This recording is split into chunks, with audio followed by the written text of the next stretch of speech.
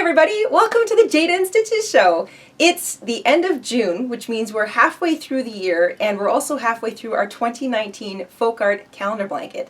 So we wanted to do an update video for you. A lot of you asked after our last applique edition to see the whole blanket. So we want to do that properly so you can get a good look at how the blanket is shaped up so far. We're going to show you some close-up details of the blanket, and we're also going to talk about how the rest of the blanket project is going to be structured heading forward, including more information about our bonus applique projects. We began with a big sun applique, and we put that up in the sky. We followed it up with a forest. Now, a little bit of information about the forest. If you're making it along with us, yes, there is a master plan. Mr. InStitches and I have a master plan for this blanket, but we did have a lot of requests to add in some evergreen trees or fir trees or trees that weren't quite like deciduous trees. So we did a bonus applique a little while ago, and if you're still catching up with the project, you are more than welcome to substitute in the evergreen tree shape or mix them together, evergreen trees and deciduous trees, while you're building your forest.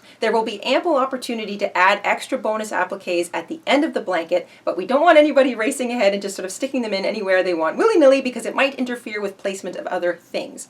But we did want to do that evergreen project, and because the forest is already up and established, like we said, if you're still getting around to doing the applications for that part of the blanket, if you're still making your forest or growing one, then you're more than welcome to include some evergreen trees, especially if that speaks to you where you live. If you have more evergreen trees in your neck of the woods, then please feel free to use it. After the forest, we dove into the countryside and we built ourselves a barn. Our barn was the first superstructure of the year. I absolutely love this applique, and in this particular project, we showed you how to do some straight stitching techniques. It kind of gave you an idea of how the barn doors could be added, how other little sort of accents to make it look more barn-like could be added, even a little bit of hay in the hayloft, and we wound up using those straight stitching techniques a little further on too. Our most recent addition to the blanket has been our little town. This is by far the biggest part of the applique process thus far, and in my humble opinion, the most fun.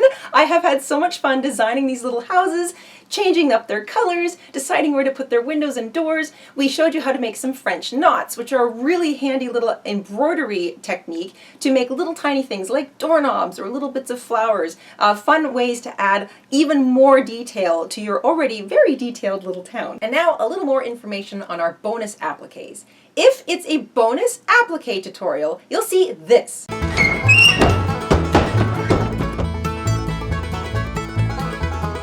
What does that mean? Well, if it's a bonus, we'll tell you in the intro of that particular video where you can use it, if you can use it in space of something else, or if it's a good idea to make up some if you want to use that applique and then put it in at the end of the project when we've got the whole thing built and put together. So bonus appliques are optional. You don't have to make them, you don't have to use them, but we are going to add them to the blanket in case you want to use them to make your blanket a little more personalized. But like we said, in each of those individual videos, we'll tell you where you might want to use them, if you should hold off, or what you might want to use it instead of. And that's it. We hope you enjoyed this mid-year update to our 2019 folk art calendar blanket. We hope we answered some questions, and we hope we see you soon on the Jayda InStitches show. Until then, stay safe, stay crafty, and have an awesome week. Bye!